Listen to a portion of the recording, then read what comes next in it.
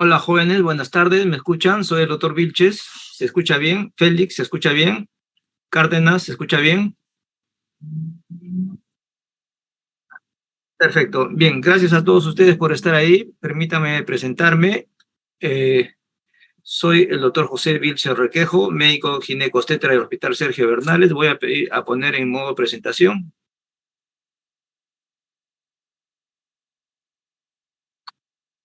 Listo. Se ve la pantalla completa, ¿no es cierto? Perfecto. Miren, bien, cualquier cosita me avisan, por favor, que yo los tengo en pantalla completa y no puedo ver ningún aviso de ustedes a través de la pantalla. Bien, les estoy dejando aquí mi correo porque el tiempo es corto, tenemos solamente 100 minutos para compartir este tema que es bastante amplio. Está mi correo ahí, también el correo institucional, cualquier pregunta, duda o si desean que les refuerce algo o alguna información adicional, gustoso de proporcionársela. Bien, ¿qué es lo que vamos a tratar en estos 100 minutos? Vamos a tratar de lo siguiente. Vamos a referirnos a hemorragia postparto como las siglas de HPP.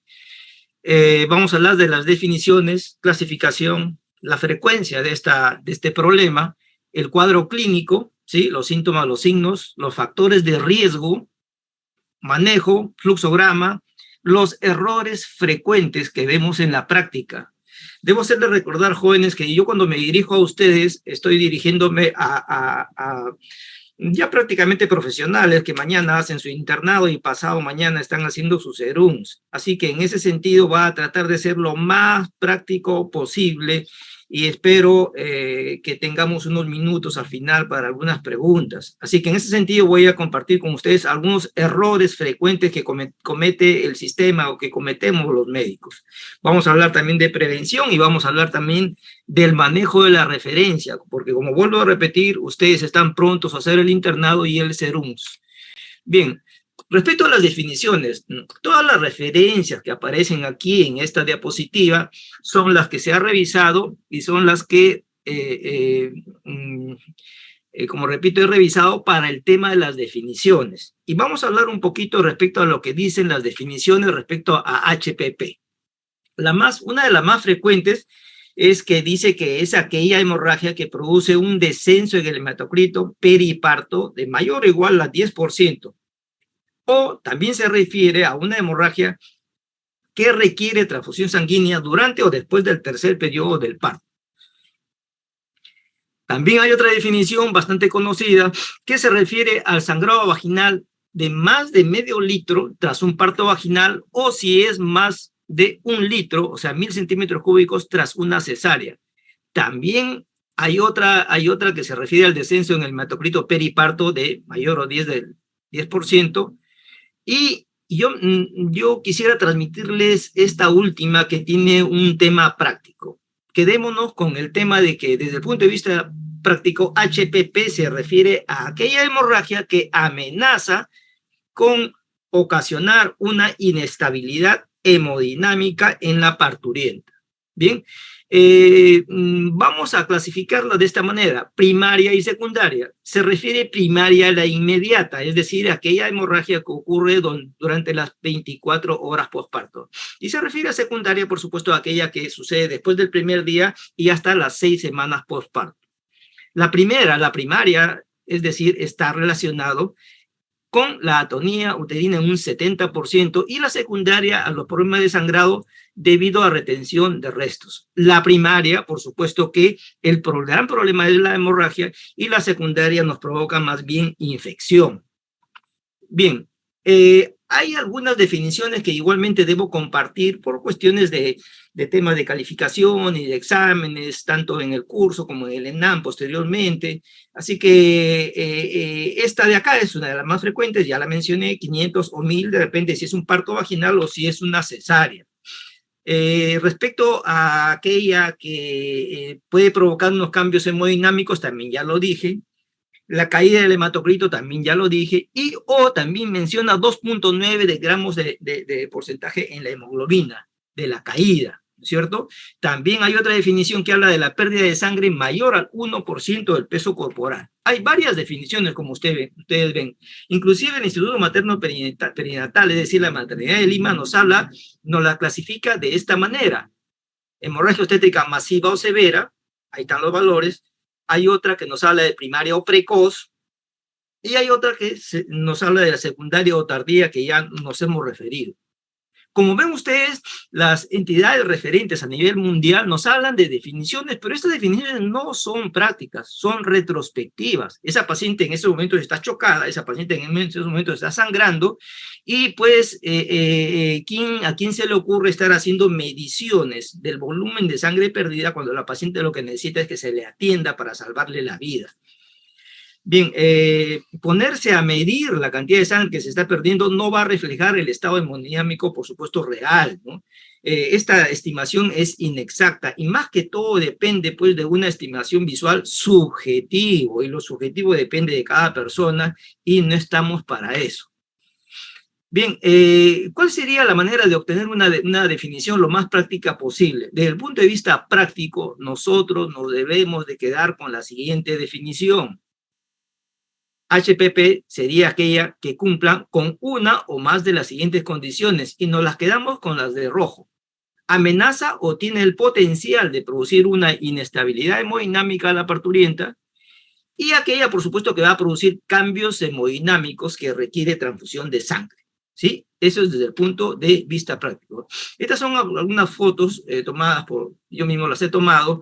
La de la izquierda, para poner en perspectiva, al fondo hay una enfermera, ¿sí? Y abajo hay una sábana, como ustedes ven, y son unos dressings, son unas gasas grandes que más o menos miden pues 30 por 25, y están ahí, digamos que algo empapadas de sangre. A la derecha, para perspectiva, hay un balón de oxígeno que más o menos tiene la talla de una persona promedio, 1,70 m, y evidentemente en la foto de la derecha, subjetivamente, por supuesto, hay más sangre. Inclusive, fíjense ustedes, en la foto de la derecha, no solamente los dressings están más empapados, sino que hasta las sábanas que están abajo están empapadas. Evidentemente, en el lado derecho hay más sangrado. En esta foto, que también hay una enfermera ahí para perspectiva, fíjense ustedes, la sangre pasa de los dressing a la sábana, y también hay sangre en el piso. También debe haber sangrado en el estante ese de rojo, y seguramente el campo operatorio también debe estar lleno de sangre. ¿Quién se pone a calcular en esos momentos? No es momento de calcular. Hay que cuidar la cuestión hemodinámica. Por ejemplo, esta foto impresiona, ¿no? Impresiona esta foto. ¿Qué es lo que pasa? Esta paciente, pues, también fue tomada en el hospital. Es una paciente que, como ustedes ven, ni siquiera nos dio tiempo para cambiarle de ropa y ponerle la sábana respectiva. Lleva un expulsivo. Inclusive ustedes ven aquí en la parte inferior, ¿no? Ustedes aquí en la parte inferior pueden ver que todavía está el cordón umbilical, ¿sí? ¿Parece que hay mucho sangrado? Sí, parece que hubiera mucho sangrado, porque nos estamos guiando por el rojo del plástico, ¿no? El plástico rojo impresiona, ¿no? Pero lo pongo esta foto más que todo para que ustedes se den cuenta de la cuestión subjetiva, ¿no? Esta paciente ahí, como la ven, está estable, ¿no? Aparentemente, y todo parece que hubiera sangrado mucho, pero no es así. Bien, en cuanto a la frecuencia, se habla entre el 1 y el 5% de todos los partos. La fuente bibliográfica está en la parte inferior. Ahora, si queremos datos del Perú, también hay datos abajo, ¿sí? En la parte inferior. Explica más o menos el 25% de las muertes maternas a nivel mundial. En nuestro país se presenta hasta el 10% de los partos, y es la primera causa, hasta el 40% de la muerte materna en el Perú, excepto en este tiempo de pandemia, que obviamente la causa de muerte materna indirecta fue el COVID, ¿no? Bien, sigamos. Respecto a la etiología, la podemos definir entre atónica y la traumática. Cuando se refiere a la atónica, se refiere al tema de la falla de la contracción, que es lo que vamos a ver, y es lo más frecuente, ¿no? La atonía uterina es lo más frecuente, y eso es lo primero que deberíamos de pensar, que sería el 90%. ¿Ok? Y la otra es la traumática, es decir, trauma en el tracto genital, ¿no? Que puede ser vagina, etc. Bien, las fuentes bibliográficas de lo que estoy mencionando están en la parte inferior. Básicamente, ¿cuál es el cuadro clínico? El cuadro clínico básicamente es sangrado vaginal abundante, es un sangrado evidente, el sangrado se ve, ¿ok? Hay taquicardia, por supuesto, hay hipotensión arterial, hay taquipnea y lo pongo al último, pero no menos importante, es las alteraciones de la conciencia, que aquí en la diapo aparece al final, pero es una de las primeras que aparece. Lo que pasa es que hay que ser muy sutil y hay que estar en el momento para que tú te des cuenta las alteraciones de la conciencia. Tú le preguntas a la paciente, señora, su nombre, y ella se demora 1 segundo, 2 segundos en contestar, y hay alteración de la conciencia. Señora, ¿dónde está usted? Y lo comienza a pensar, y hay alteraciones de la conciencia, ¿sí? Así que no nos creamos de que la taquicardia y la hipotensión, eso se ve después. Las alteraciones de la conciencia es lo primero. Por eso es que hay que estar ahí, ¿sí? Bien, tradicionalmente se nos ha enseñado pues la taquicardia, la cianosis, la sudoración, que los pulsos, el llenado capilar, pero como vuelvo a repetir, una de las cosas que debemos de quedar claro es que es el trastorno de la conciencia y la referencia bibliográfica de lo que estoy hablando está en la parte inferior. En realidad, pues la emergencia espera al médico, pero en realidad debería de ser de que el médico espere a la emergencia. Ya vamos a ver, lo voy a explicar, qué cosa es lo que pasa con nosotros. Nosotros los médicos generalmente no estamos en el momento y estamos esperando que nos llamen. ¿Cuándo nos van a llamar? Nos van a llamar cuando ya la paciente está hipotensa, y vamos a ver que cuando ya la paciente está hipotensa ya está avanzado el tema del shock. Así que la primera recomendación es que el médico debe estar donde está programado. Si estás en emergencia, quédate en emergencia, ¿sí? Debería de ser de esa manera, que el médico espere que llegue la emergencia, porque para eso estamos de guardia. Del resto, ya ustedes lo saben, sudoración, taquicardia, cianosis, ustedes ya han llevado cursos de medicina y de cirugía, por supuesto, ya lo saben, ¿sí?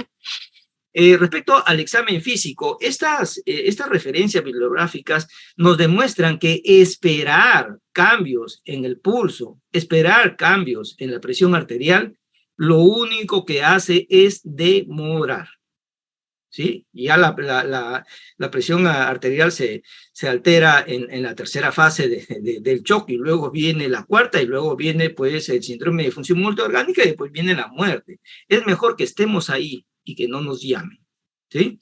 Demorarnos en esperar alteraciones del pulso y la presión solamente conllevan a que se llegue a tener una disfunción multiorgánica y después la muerte, por supuesto.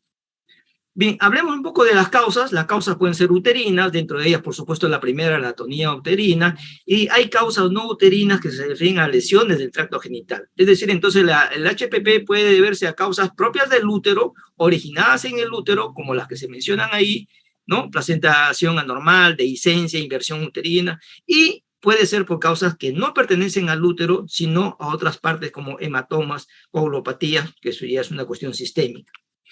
Bien, respecto al lugar de origen, este lugar de origen, por supuesto que es, si hablamos de zonas contráctiles, del tejido contráctil, viene a ser el sitio de implantación en el segmento uterino superior, puede ser un tejido no contráctil, ¿sí?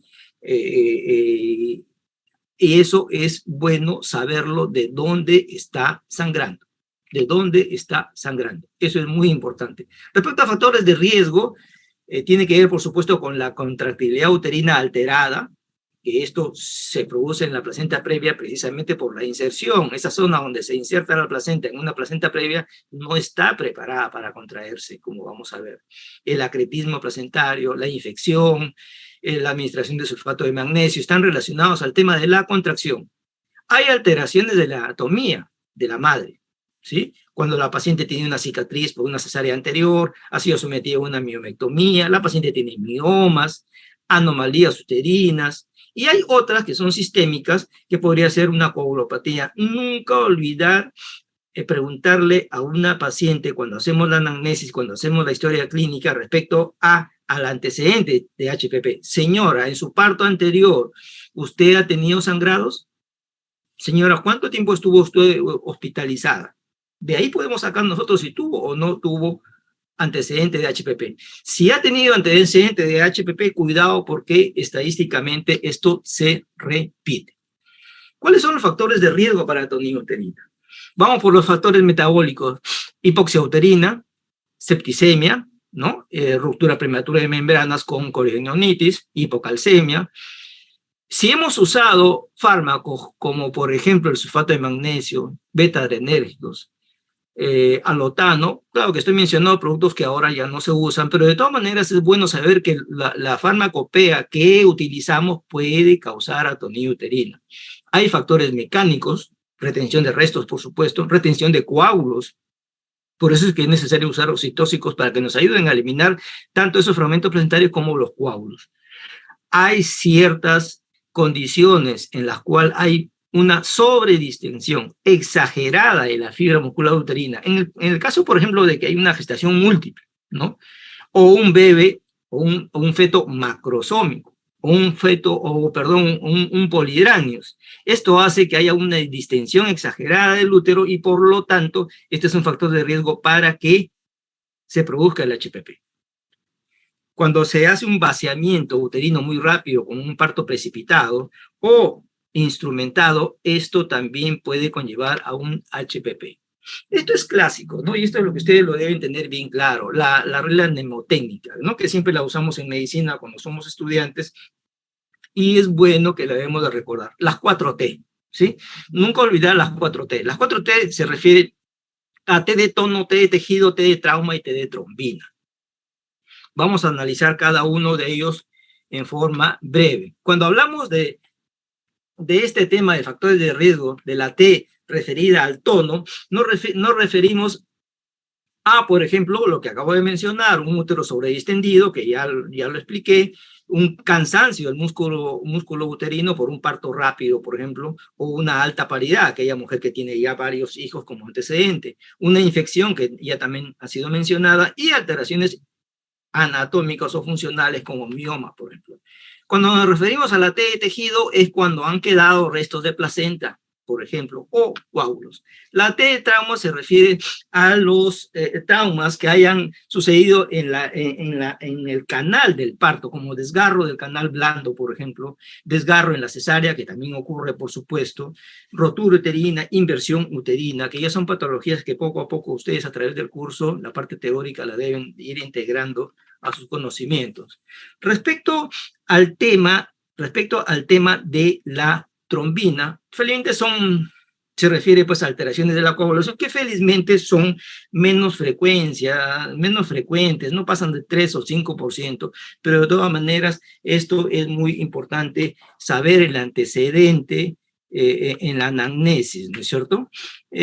Con fines prácticos les pongo esta diapo en la cual nos menciona que la patología respecto a frecuencias más o menos de las 4T son que el tono pertenece más o menos al 70 o más por ciento, el trauma en un 20, tejido en un 10 y la trombina puede estar en el 1, 3 o hasta no más del 5%. Esas son las 4T de la mnemotecnia.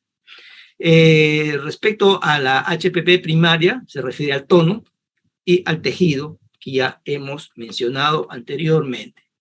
Respecto al trauma, lesiones vulvovaginales, episiotomía, desgarros, un feto macrosómico, por supuesto, al pasar por el canal del parto y puede llegar a producir trauma, ¿sí? Un parto precipitado, por supuesto. Las coagulopatías también, recordemos las trombofilias, ¿sí? Y el HPP secundario, por supuesto, se refiere, como ya mencioné en las primeras diapos, a infección o arrestos placentarios o una involución anormal del sitio placentario. Vamos metiéndonos ya en el tema de la atonía uterina. Como definición, la inercia o la atonía uterina viene a ser el fracaso del útero para contraerse en forma adecuada. Viene a ser en realidad la pérdida del tono después de que se produzca el parto, es decir, el expulsivo. Y como ya mencioné en varias oportunidades, es la causa más frecuente de HPP primaria grave. Vamos un poco a los factores de riesgo nuevamente para ilustrarlo con imágenes.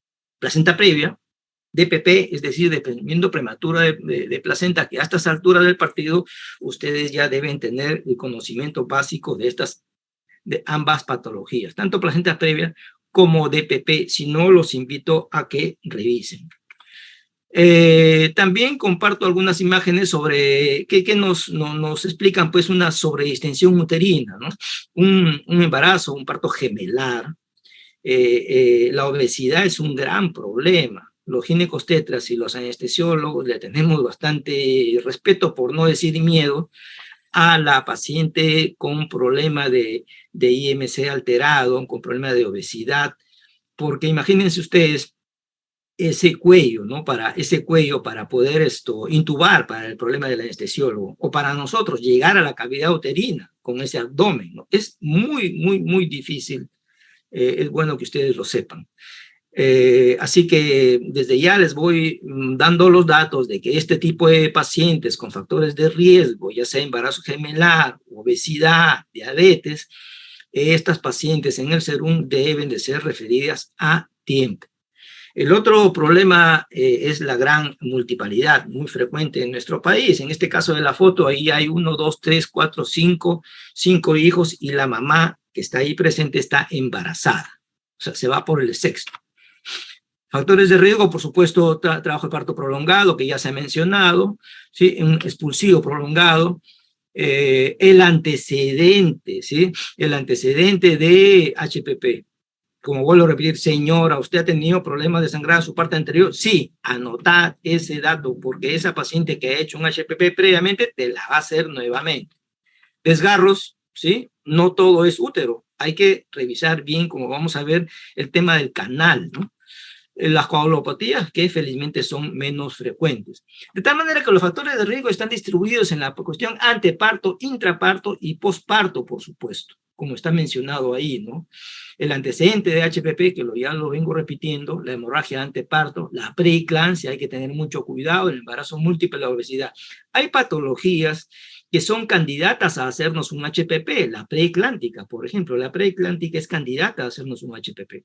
Y se asocian ahí la preeclampsia y la hemorragia, que son las que a nivel mundial nos traen más problemas de mortalidad materna. Un trabajo de parto con una madre, pues con fiebre también es un problema. La inducción es otro problema, porque ya estamos hablando de fármacos. La edad también es muy importante y saber si nuestra paciente está o no con infección. Si tiene ruptura prematura de membranas, de repente ya tiene una corionitis y ese útero con corionitis me va a hacer problema en el problema inmediato al parto. La cesárea previa, por supuesto, porque tiene ahí una cicatriz que me va a causar problemas. Bien, vamos al tema de manejo y a ver algunos fluxogramas para poder entender de qué manera vamos a actuar.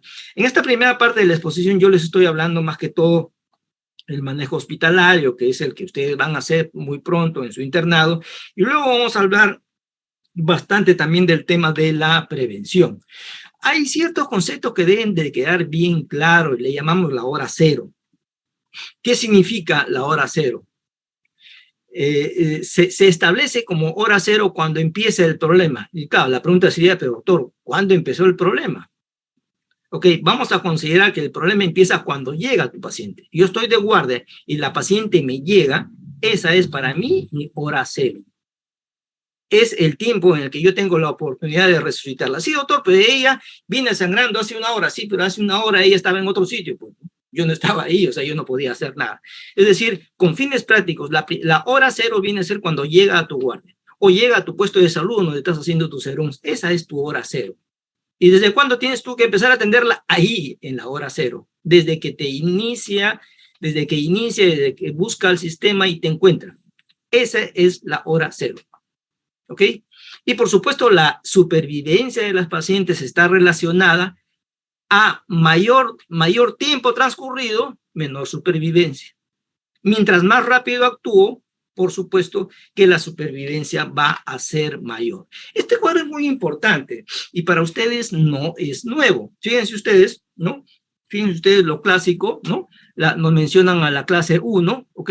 La clase 2, la clase 3 y la clase 4, que aunque esta clasificación se hizo el 90 por el Colegio Americano de Cirujanos, ¿no? A nivel mundial, no ha sido hecho con gestantes, pero de todas maneras se utiliza, en todo el mundo se usa esto.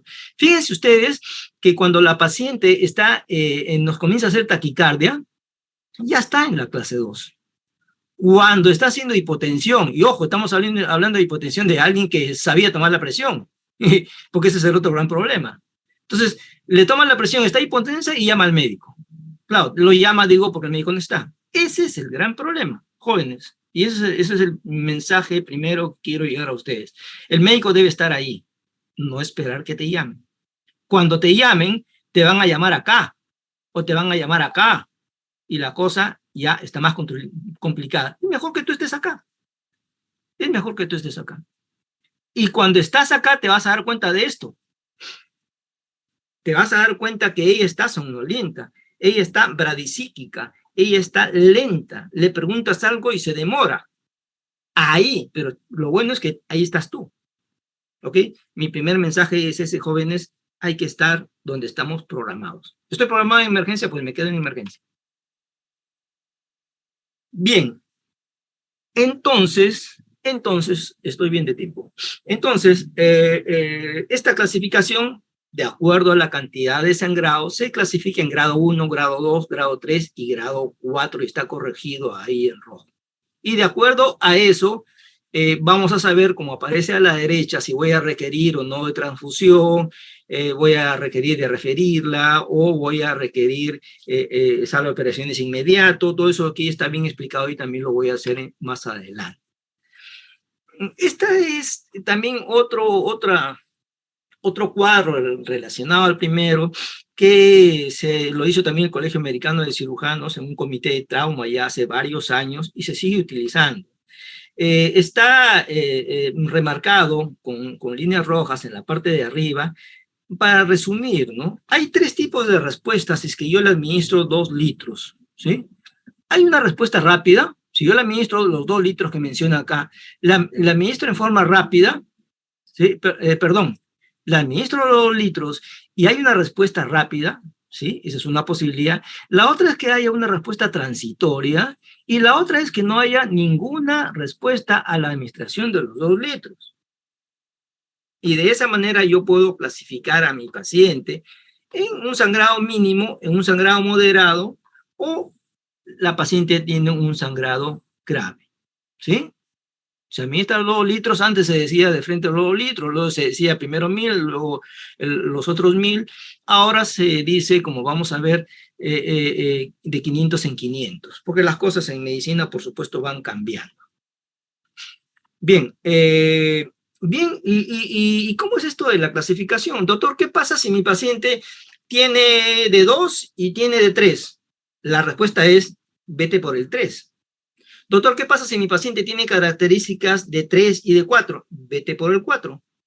¿Por qué? Porque vamos a utilizar la clasificación con el parámetro más alterado. ¿Qué parámetro escojo? El más alterado. Si tiene características de tercero y de cuarto, me voy por el cuarto. En beneficio de la paciente, voy a tener que pensar que ella está peor. En beneficio de la paciente. No es que yo diga, sí, estaba en 3 o estaba en 4. Es lo mejor para la paciente. Espero que esto haya quedado claro. Hay otro tema que también nos debe quedar bien claro, y cuando analizamos problemas de sangrado, cuando analizamos muertes maternas, nos damos cuenta que el manejo inicial es el gran problema. Y ustedes deben ya de grabarse este concepto, esta definición de lo que se llama el índice de shock. Y el índice de shock es una cosa facilísima. Agarro y solamente hago una división.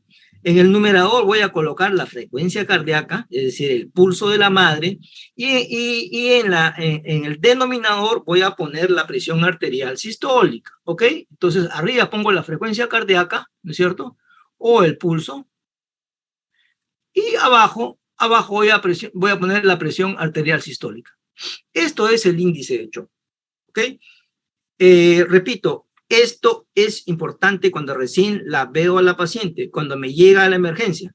Por supuesto que si ustedes hablan con un médico intensivista, el médico intensivista está en UCI, a él no le sirve, porque al de UCI le llega a la paciente cuando ya ha sido manejada por shock trauma, cuando ya le han administrado líquidos, cuando ya le han administrado sangre. Entonces, a ella no sirve el índice de shock. Ellos tienen otros parámetros, pero para nosotros como clínicos, para uno como médico general, El índice de shock sí es importante, porque ¿cómo me llega la paciente?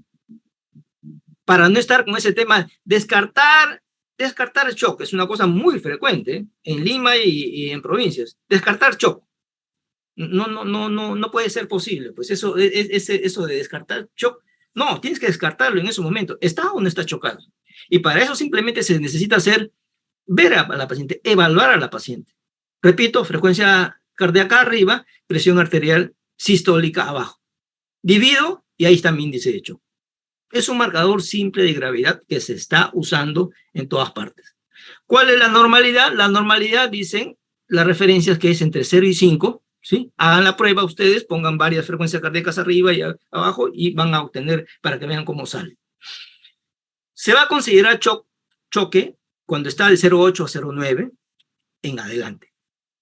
Se dice que si tu paciente tiene 1 o más de 1, esta paciente tiene mal pronóstico. Ojo, si tu paciente tiene 1,3 de frente, sangre, ¿sí? Y si tu paciente tiene más de 1,7, lo que requiere es transfusión masiva. Así que, por favor, no nos acostumbremos a usar el tema de que descartar shock.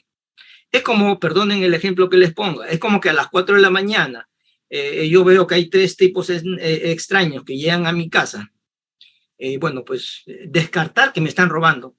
Te están robando, pues, porque ¿qué hacen 3 tipos en tu casa metiéndose a las 3, 4 de la mañana? Te están robando. Es igual acá, ¿no? La paciente es puérpera, acaba de dar a luz, viene sangrando, viene pálida, está con trastorno de la conciencia. Descartar shock. No va, pues. Divide, pulso, presión, ese es tu índice de shock y no tienes por qué poner descartar. Esa paciente está chocada y es mejor que pienses que está chocada y no perder el tiempo. Bien, sigamos con este tema del fusograma. Arriba está la fuente bibliográfica y estamos hablando de una paciente que está con un HPP masivo, es decir, la paciente está chocada, tiene un choque hipovolémico, y lo primero que se debe hacer en el minuto 0, es decir, cuando estás ahí se debe empezar y se debe activar la clave roja. Esas figuras de niños o de personas que aparecen gritando, luego para llamar la atención, ¿qué es lo primero que se debe hacer? Lo primero que se debe de hacer es pedir ayuda. ¿Cómo? Pues gritas, llamas por teléfono, bueno, si tienes una alarma, si tienes una campana, si tienes un timbre, si tienes un pito, tienes un silbato, depende dónde estés, depende en qué hospital, cómo hayan quedado. Lo ideal sería que haya un timbre, ¿no? Entonces, ese timbre, o esa llamada telefónica, o esa llamada por parlante, sería para activar la clave. ¿Quiénes van? Todos. Es como en la selección, ¿no? Todos tienen que estar ahí. ¿Ok? Bien, y ese es el primer paso, pedir ayuda. Y quiero dejar bien claro esto porque a veces el alumno, el interno, dice, doctor, ¿qué hago primero? ¿Primero pongo la vía? Doctor, primero pide ayuda. Primero pide ayuda porque solo no vas a poder.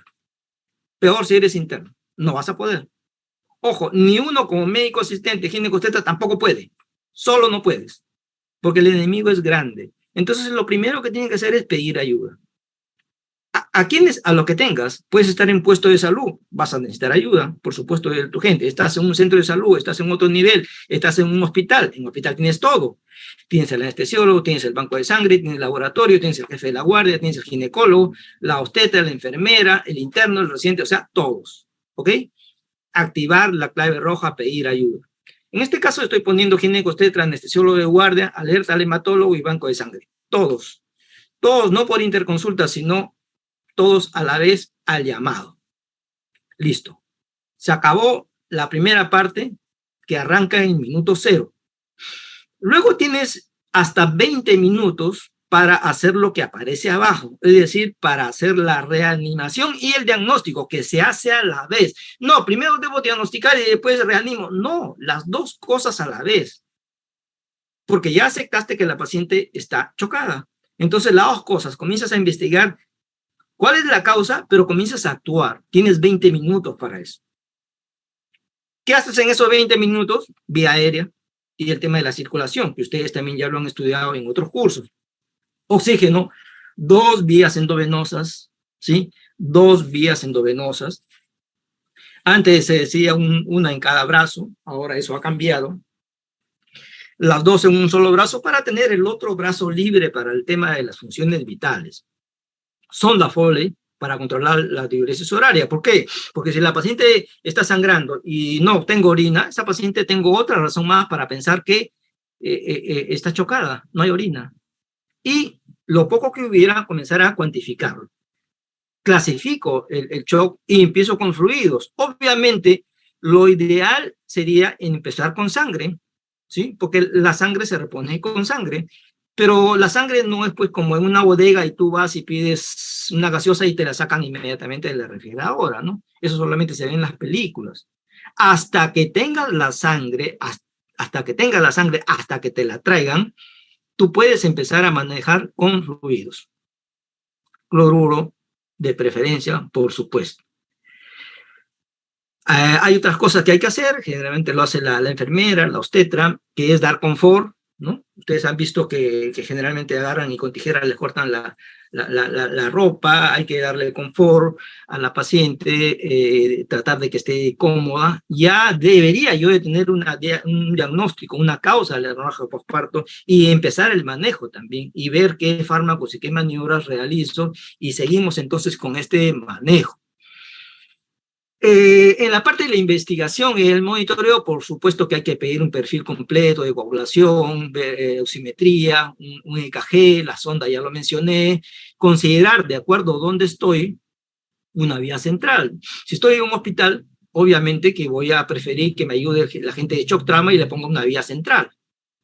Si estás en un puesto de salud, un 1-1 o haciendo tu 0-1, no vas a poder hacerlo, pero sí deberías asegurarte que tenga 2 días. Perdón, dos vías. Registrar los eventos. Todo lo que hagas, debes de registrarlo, ¿sí? Recuerden ustedes que la historia clínica es un documento médico legal. ¿Y usted qué hizo, doctor? Ahí está en la historia clínica, todo lo que se hizo. Y esto de cuantificar pérdida sanguínea, lo estoy poniendo con asterisco porque este tema ya me ocupé. Hay que evacuar vejiga, ¿no? Si esta estuviera repleta, si estuviera llena, hay que evacuar. ¿Por qué tengo que evacuar? Porque efectivamente hemos visto y es frecuente que tienes una vejiga llena, me trae problemas para evaluar el útero, por supuesto, ¿sí? Entonces hay que ver, hay que evacuar vejiga, hay que empezar a hacer la compresión uterina bimanual externa, que yo le estoy poniendo estas siglas de CUBE, que ya vamos a saber qué cosa es, compresión uterina bimanual externa, que vamos a ver qué cosa es. Empezar a usar oxitocina. Antes se decía primero uno, después el otro, y después el otro, primero A, después B, después C y D. No, ahora no. De lo que se trata es de dar todo junto, asumiendo que es atonía uterina, ¿sí? Esto ya ha sido discutido, se habla en los congresos que debe ser oxitocina a la dosis que se menciona ahí, ergometrina a no ser que sea preeclántica. Si es preeclántica no deberíamos usar ergometrina. ¿Se puede usar oxitocina y misoprostol? Sí, a la dosis que aparece ahí, vía rectal o vía sublingual, más el ácido tranexámico, 1 gramo endovenoso. ¿Ok? Todo eso junto, repito, a no ser que sea preeclántica y no usar ergometrina. ¿Cuántos minutos tengo hasta ahí? 20. ¿Ok? ¿Qué debe pasar entre el minuto 20 y el minuto 60? La paciente en el minuto 60 debe de estar en sala de operaciones si esto continúa. Hasta mientras que, ¿qué hago?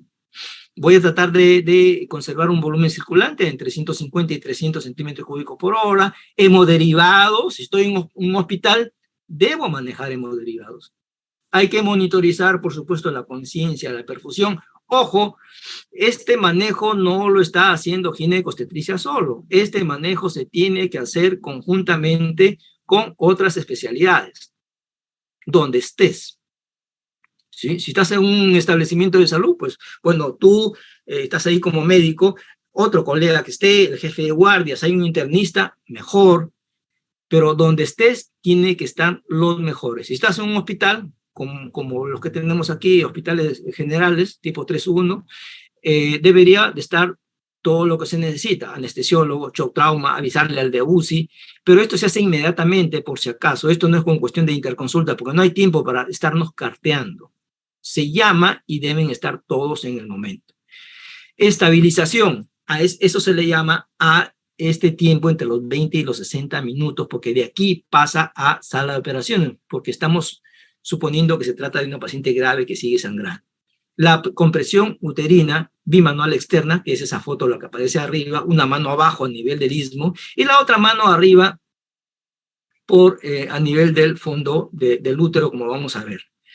Aparte de eso, hay otras actividades como la compresión de la aorta, que está aquí en esta imagen de acá, que también, estas cosas, por supuesto, ustedes deben de tratar de hacerlas en la práctica, ¿no? La compresión de la aorta.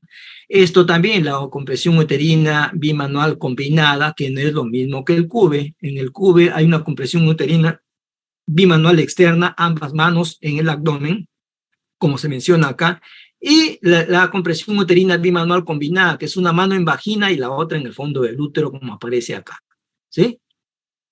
Hay otras actividades que se pueden hacer, como ya dije, compresión de la aorta, balón de Bakri, ¿sí? Que este es otro tema también que llevaría más tiempo. La técnica de SEA, que también voy a explicarlo brevemente, y el traje tanque, es ese traje neumático que tiene todo un proceso de administración para coadyuvar este tema del shock. Bien, luego ya estamos en sala de operaciones porque se supone que estamos en un mínimo, en un 3, en un hospital, y ya hay que hacer lo que se llama el 4, el manejo avanzado, en lo que tiene que ver las técnicas de esto, como por ejemplo la técnica de Bellynch, embolización, que por lo menos en el país no se hace para otras patologías hepática, pero no para el tema de obstetricia, no se hace. No lo hacemos en el país. Desarterización, que consiste precisamente en hacer las ligaduras en las partes donde debemos de evitar el sangrado, ¿sí?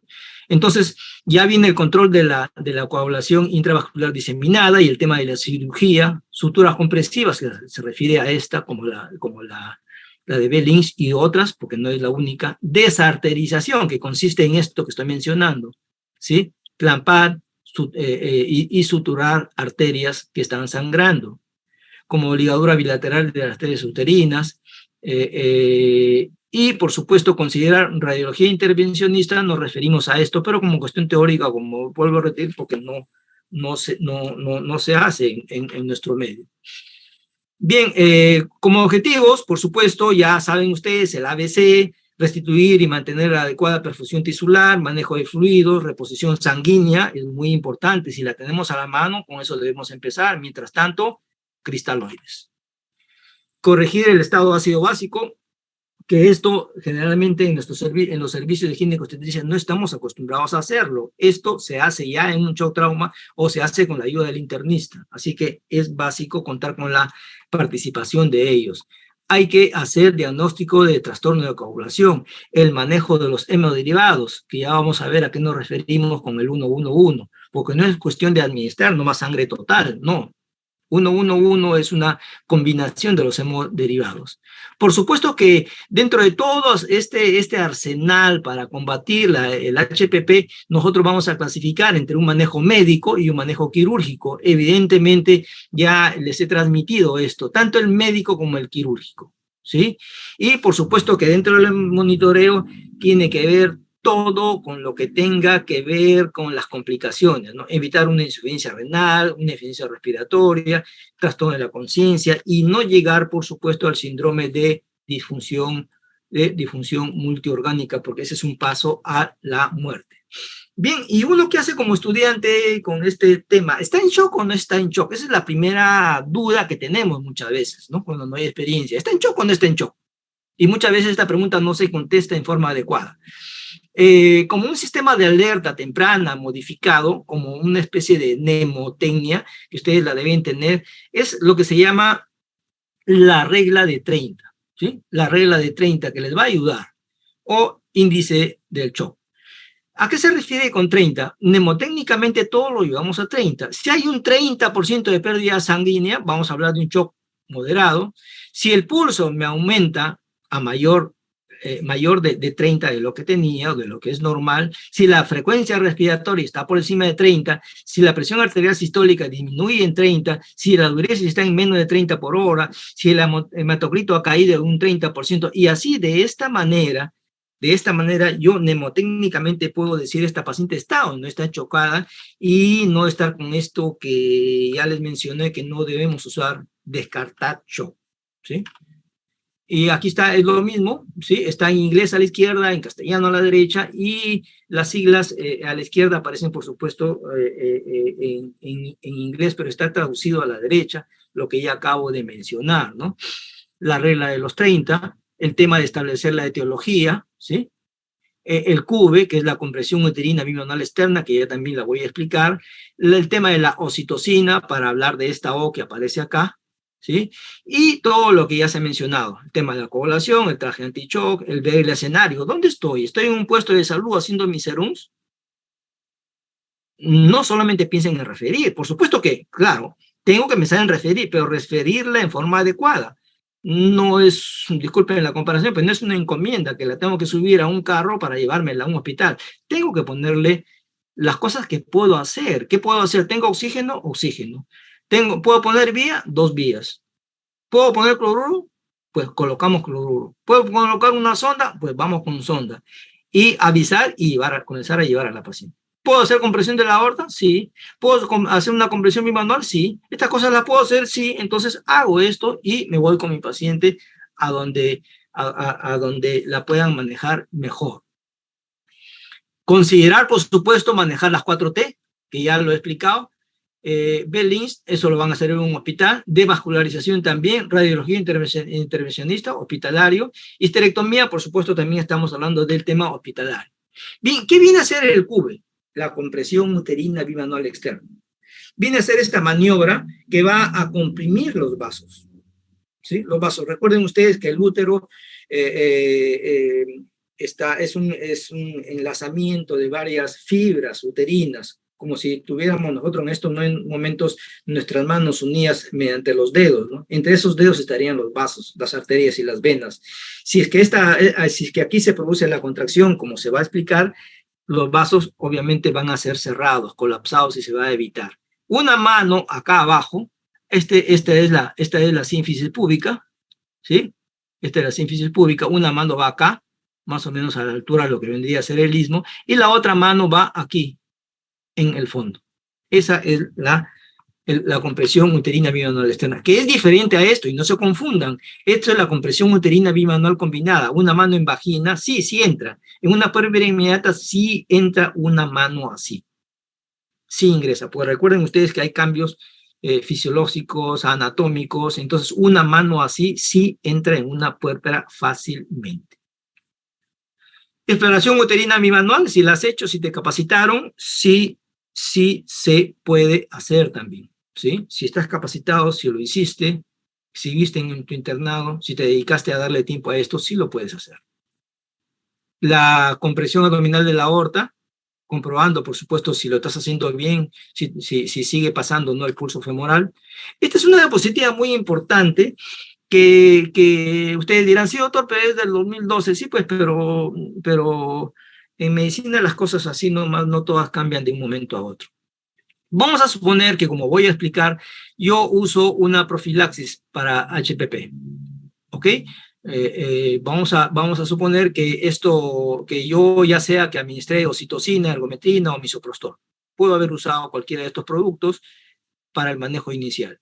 Vamos a suponer que esta paciente no me responde bien, ¿ok? Repito, ya hice la prevención, ya hice el manejo inicial, comencé a usar oxitocina, ergometrina, asumiendo que no es preeclántica, y usé misoprostol. ¿Ok? Listo, muy bien, ha hecho usted lo correcto, doctor, pero la paciente sigue sangrando, comienza a sangrar. Esta diapositiva sirve para que ustedes sepan que ¿puedo repetir la oxitocina? Sí puedo repetir la oxitocina. ¿Puedo repetir la ergometrina? Sí se puede repetir la ergometrina. Doctor, ¿puedo repetir misoprostol? No deberíamos, no deberíamos. Repite los otros productos, pero el misoprostol es bueno que no lo repitas, porque el misoprostol tiene efectos secundarios muy molestos para la paciente. La importancia de esta diapo es saber que puedo repetir los otros medicamentos, pero el misoprostol no debería de repetirlo si ya lo usé. No debería repetir. Que quede bien claro, por favor, eso. Bien, entonces, ¿qué hago? Ya voy a mencionarlo un poquito más rápido porque ya lo mencioné anteriormente. Si el sangrado continúa, monitoreo, ¿sí? No estoy solo, monitoreo. Y a cada persona que esté ahí, se supone que tiene que haber un líder. Y ese líder tiene que ser el médico, obviamente, donde estés. Si estás tú en un puesto en 1-1 haciendo tu serum, tú eres el líder. Tú eres el médico. Tú tienes que comandar tu equipo, lo que tengas. El ABC, el acceso endovenoso, mandas, ordenas, dices, indicas a la enfermera, a lo que tengas, colócale una vía, colócale 2 vías, coloca la sonda y todos comenzar a ayudar, tomar la presión arterial, mantenerla en estos rangos que él menciona, el QB, evacuar vejiga, o sea, entonces, doctor, yo no solamente debo pensar en referir, por supuesto, no solamente debes pensar en referir, por eso es que muchas veces llegan las pacientes complicadas a nuestros hospitales porque la referencia fue mal hecha, referencia inadecuada. No es solamente el tema de subirla a una camioneta y que se la lleve, no. Estas cosas sí la podemos hacer. Y hay que tratar y por supuesto hay que llevarla con un diagnóstico. ¿Qué cosa es? ¿Una atonía uterina? Pues ya voy usando citóxicos. ¿Hay retención placentaria? ¿Estoy capacitado para hacerlo o no estoy capacitado para hacerlo? Esa es una pregunta muy importante. Y de ahí ya viene a cada uno su conciencia, ¿no? ¿Cómo me formé como médico?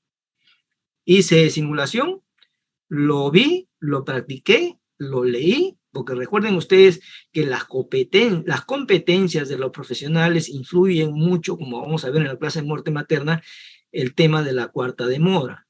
¿Es una inversión uterina? ¿Puedo resolverla? Lo más probable sí, que si eres un médico general no puedes hacerlo. ¿Hay laceraciones? ¿Puedo suturar? Probablemente sí lo puedes hacer, ¿sí? Probablemente sí lo puedes hacer. Bien, entonces vamos a ir ya resumiendo. En el manejo hay un manejo que se le llama el manejo médico, ¿sí? El manejo quirúrgico y hay otros.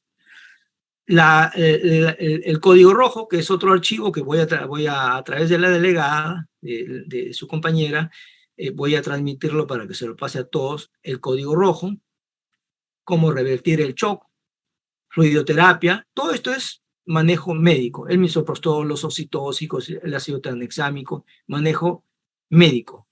Lo otro, el CUBE y la conversión de la aorta, también lo podemos hacer. Y luego viene todo lo quirúrgico que ya es para un hospital y que ustedes van a tener muy probablemente que participar, ver cómo lo hacemos en un hospital, ¿no? La revisión del canal del parto, ¿sí? Es decir, ver de dónde sangra. ¿Sangra de vagina? ¿Sangra del cuello?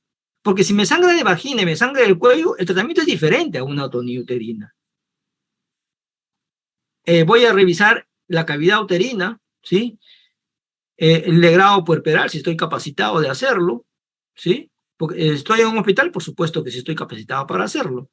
Drenar hematomas, suturar desgarros. Ahora la pregunta es, yo como médico cirujista, ¿cuánto sé de esto? Ya eso va para cada uno, ¿no? Es una pregunta que ustedes mismos se la van a tener que responder cuando acaben su internado. ¿Qué es lo que puedo hacer? ¿Qué es lo que aprendí?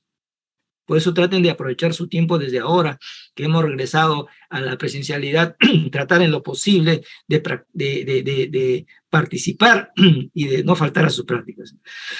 Bien, otras cosas que se pueden hacer, taponaje intrauterino, balón de Bakri, que esto ya se hace en los hospitales, suturas compresivas, que también le voy a mencionar imágenes, técnica de SEA, técnica de embolización, histerectomía finalmente. Bien, sigamos. El ácido tranexámico, para ir avanzando, les menciono aquí, ¿no? Brevemente, que es un agente antifibrinolítico que inhibe la degradación del coágulo. Es de suponer que en el proceso normal, sistémico de la mujer, se va a producir este coágulo. Bueno, pues este coágulo debe persistir para que se produzca, se inicie el tema de la coagulación. Pero este coágulo se puede degradar. Bueno, este medicamento es precisamente un agente antifibrinolítico que inhibe la degradación de ese coágulo. Iniciar su uso lo más pronto posible. Si ustedes van a usar el ácido tranexámico horas después, ya no sirve, pues, ¿sí? Eso ya se ha discutido arduamente. ¿Cuándo lo uso? Desde un principio, ¿no? Desde un principio, de arranque. Junto con la sangre, junto con lo que estás haciendo, debes arrancar con el ácido tranexámico hasta las 3 horas de producir la hemorragia. Usarlo después realmente ya no tendría sentido. Cuando una paciente llega a UCI, lo primero que hacen es quitarle el ácido tranexámico. porque ya probablemente ya tienen la causa, entonces ya es inoficioso usarlo. A no ser que sea una causa, otra causa específica que amerite, ¿no? La dosis de ataque está ahí, la dosis de mantenimiento, la presentación también la menciono acá, y la dosis por kilo de peso, y esta es una foto de la ampolla para que la conozcan. El traje anti-shock, que es todo un procedimiento, este traje se coloca desde la parte inferior, ¿no? Desde la parte inferior hacia la parte superior, ¿sí? Tiene todo un procedimiento que hay que enseñarlo para que se pueda hacer. La idea es hacer esto que se menciona acá, ¿no? Que tener la mayor cantidad de sangre y llevarla hacia la zona de arriba donde está el corazón. Recuerden ustedes que el corazón es una bomba aspirante e impelente. Si no tiene que bombear, el corazón se colapsa. Este es el balón de Buckley, que requiere una explicación no solamente teórica, sino práctica. Este es el útero, obviamente, y este es el balón. Bien, la técnica de SEA, que es importante que ustedes en sus prácticas, cuando sean programados en sala de partos, vean ustedes, ¿sí?, dónde se coloca estas son las pinzas de Fester, en esta zona por donde están los vasos, y esta es la otra zona donde se va a colocar. Vean ustedes, esta es la Fester, y la Fester va a ser colocada a este nivel, acá, ¿sí? ¿Por dónde? Por donde pasa la arteria uterina, acá, en esta zona, sin incluir el uréter, por supuesto, ¿sí? Esto está mal. Acá, por donde es la mayor cantidad de sangrado, hasta un 70%. En un lado y acá en el otro lado, en los dos lados. Este colega está en un proceso de capacitación. Esto simula ser un útero, y esto simula ser las partes que van a ser esto, donde se va a colocar las Fester. Aquí ya ha colocado el colega las Fester, y la paciente va a donde tenga que irse con las Fester colocadas. Es decir, tú estás haciendo tu serums en un puesto 1-1, sigue sangrando, ya hiciste todo lo que tenías que hacer. Esto también lo puedes hacer mientras llevas a tu paciente. ¿En un hospital se puede hacer esto? Bueno, pues se puede hacer hasta que la lleves a sala, ¿no? Porque se supone que tienes otras armas, ¿sí? Bien, hay que recordar que esto de tomar una decisión quirúrgica, pues es todo un procedimiento, ¿no? La idea es reducir el sangrado, y esto va a depender de la experiencia del equipo interveniente. Es de suponer que en un hospital estamos preparados para hacer un Ben Lynch o los similares, para ligar arterias y vasos, ¿sí? Y por supuesto estar preparados para hacer una histerectomía. Ojo, y abajo dice bien claro, la histerectomía es la opción más segura para personal poco entrenado, o cuando fallan las ligaduras vasculares y puntos hemostáticos. O sea, que llegue a un hospital una paciente mujer joven, en su primer parto, y probablemente con un prematuro o con un producto de la gestación que ya falleció, hacerle una histerectomía, pues imagínense ustedes qué calidad de vida le vamos a dar. Así que en una paciente pues de 38, 40, 42 años, y se produce este problema, pues no deberíamos tener una duda en hacerle una histerectomía. Total, ya es un útero con una misión cumplida. Entonces, no dudaría en una paciente con un 38, 39, 40 años, no dudaría. Pero si es una paciente joven de 20 años, habría que pensarlo bien si le hago o no le hago una histerectomía. Esta es la técnica de Bell Lynch, que simplemente son imágenes que va a ser un poquito difícil que las puedan entender, pero de todas maneras es para provocar en ustedes un interés, y lo pueden ustedes preguntar en su lugar donde hacen su práctica respecto a este tema. Pero no es la única forma, ¿no? Es la más conocida, pero hay otras.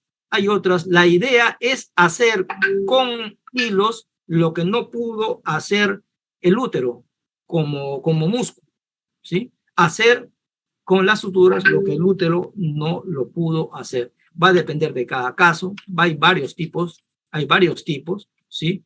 Como esta, por ejemplo, son fotos que las tomé yo mismo, que simplemente pasas, atraviesas el útero y haces la sutura, ¿no? Cada uno de estos es un punto, ¿sí? Y el útero queda así, como lo ven. Bien, a ver cómo estamos de tiempo. Sí, estamos bien. Bien, esta es la misma paciente, una imagen más agrandada, y el útero, con las suturas hemos hecho, ¿no? Con las suturas hemos hecho lo que no se pudo hacer, lo que el útero, mediante su musculatura, no lo pudo hacer. Bien, es una técnica de empaquetamiento uterina llamada Sánchez Mejía por los autores en el Instituto Materno Perinatal. Le llaman también mochila azul. ¿Por qué? Porque el Vicryl, es el ácido polglicólico, es una sutura de color así, más o menos entre azul y violeta, por eso le llaman mochila azul. Esta es una vista posterior. Y esto queda, pues, el útero como si fuera una mochila, por eso le llaman la mochila azul.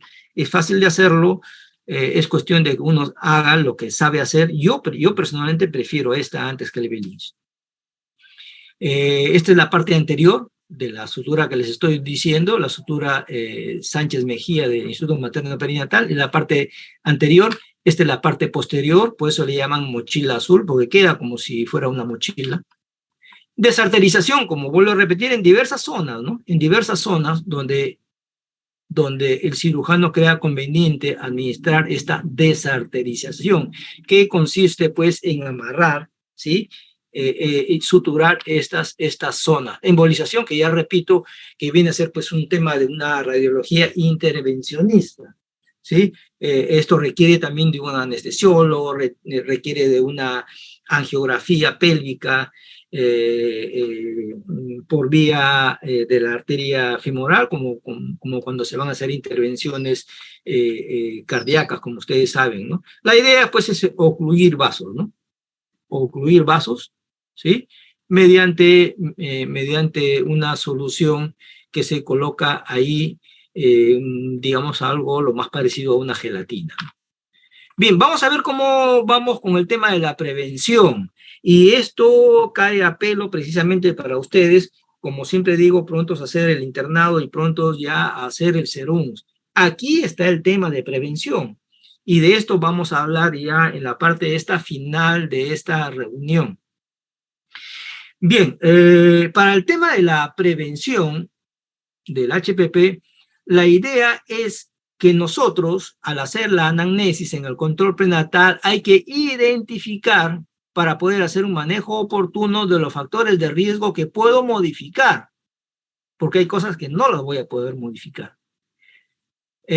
Corrección antes del parto de la anemia y, por supuesto, en el control prenatal, garantizar una hemoglobina adecuada para el momento del parto. Una cosa muy importante es planificar el parto seguro, ¿sí? Si estás trabajando en un establecimiento de Lima, de la periferia, y no atiendes partos, pues en el control prenatal la paciente ya debe saber dónde se va a atender el parto. Si estás haciendo tus serums en un 1-1 donde no tienes la capacidad para atender partos, la paciente ya debe saber desde un principio a dónde se le va a llevar para el tema del parto.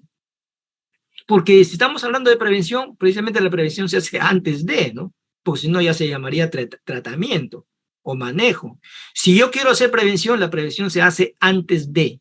Antes de es cuando estás haciendo el control prenatal. Planear el parto. Si es que se va a tratar de un parto de alto riesgo y que va a requerir que sea un hospital, ya irle hablando a la paciente que vamos a requerir de sangre.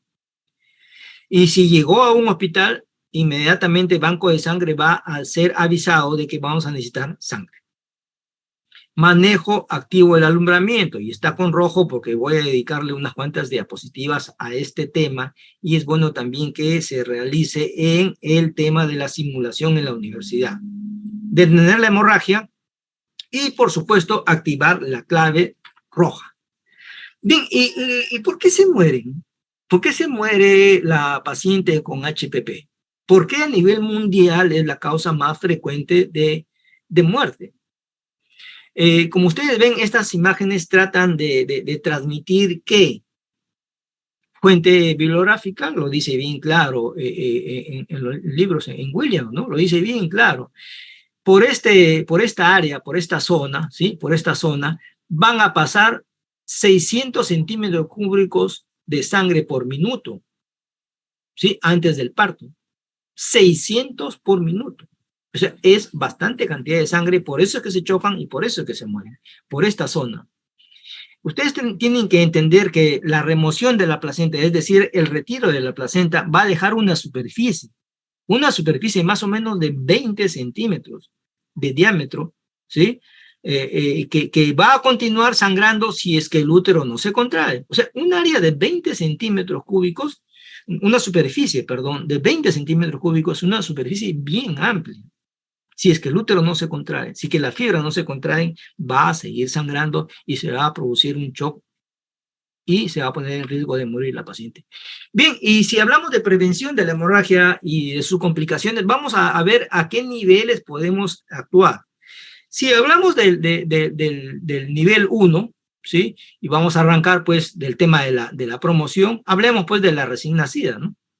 Si a la recién nacida de sexo femenino, desde ahí nomás hacemos una ligadura tardía del cordón umbilical, claro que esto es tanto para mujercitas y para varones, pero ya desde ahí, si desde el momento de ser recién nacida se le hace una ligadura tardía del cordón umbilical, ya desde ahí, ya como vamos a ver, ya estamos ganando hemoglobina, ¿sí?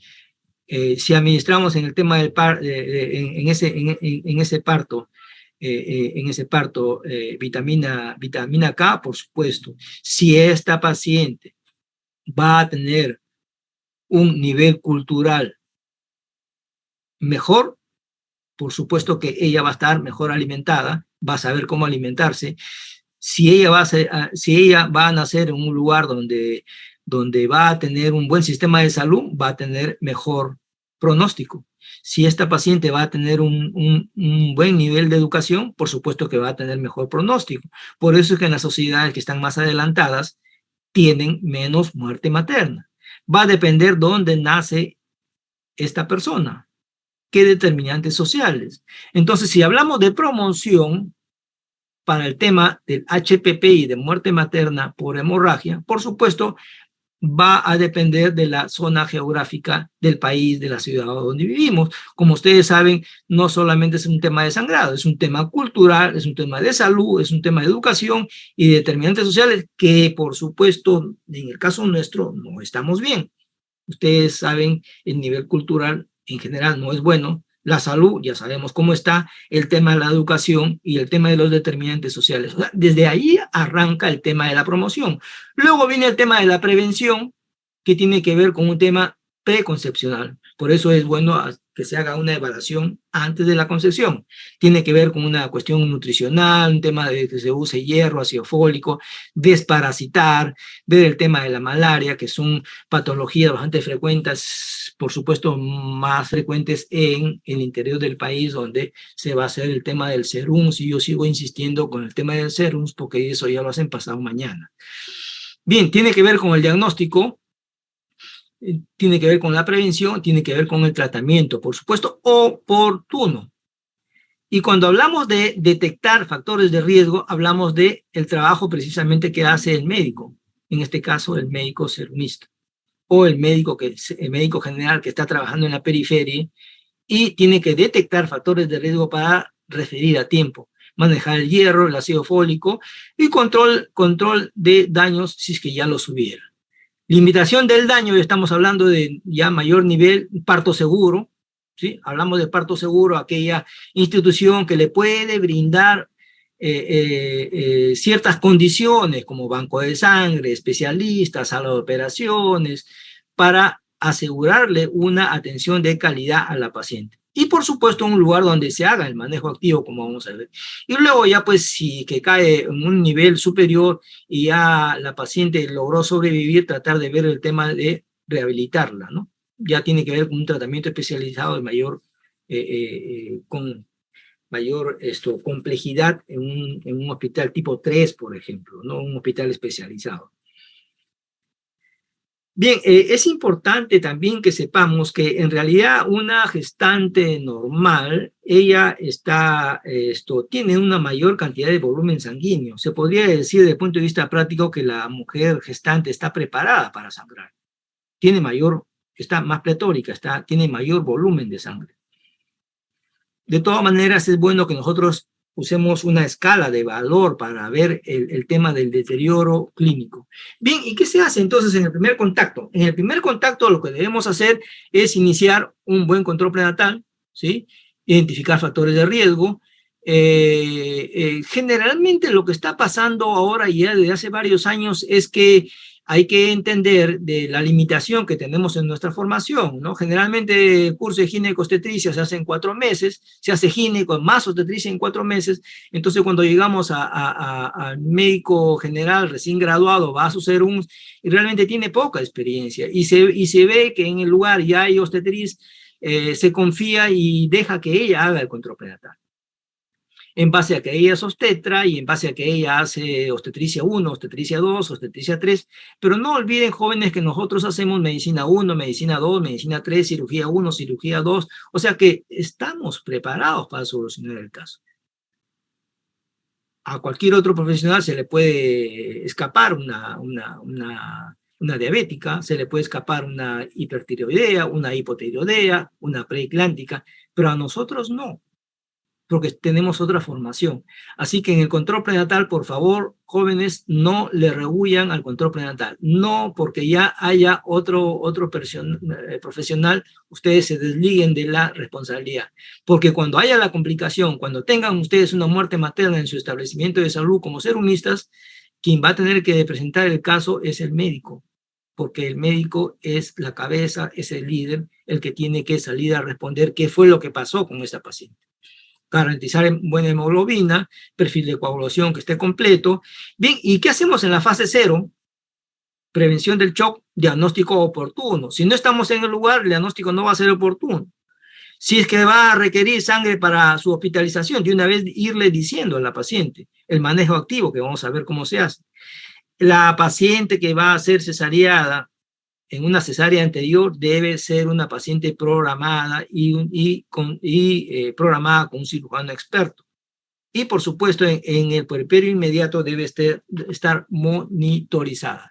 ¿Qué se hace después en fase 1? Vamos a activar código rojo, evitar o vamos a revertir el shock, detener la hemorragia, ABC, que ya hemos hablado, 2 vías endovenosas, no olviden, en un solo brazo, para poder manejar las funciones vitales en el otro, toma de muestras, ver el tema de las 4T, no lo olviden, esta mnemotecnia sirve mucho, el CUBE, la compresión uterina bimanual externa, los uterotónicos, estar preparado para hacer una revisión del canal, un ligrado uterino puerperal, drenar hematomas si fuera necesario, el balón de Bakri que requiere capacitación, desarterización, depende de dónde estemos. En fase 2, si persiste la hemorragia, pues hay que revertir el shock, tratamiento quirúrgico, laparotomía exploratoria, desarterización, porque estamos hablando de un establecimiento de mayor complejidad que va a requerir probablemente una histerectomía, el manejo de los hemoderivados y, por supuesto,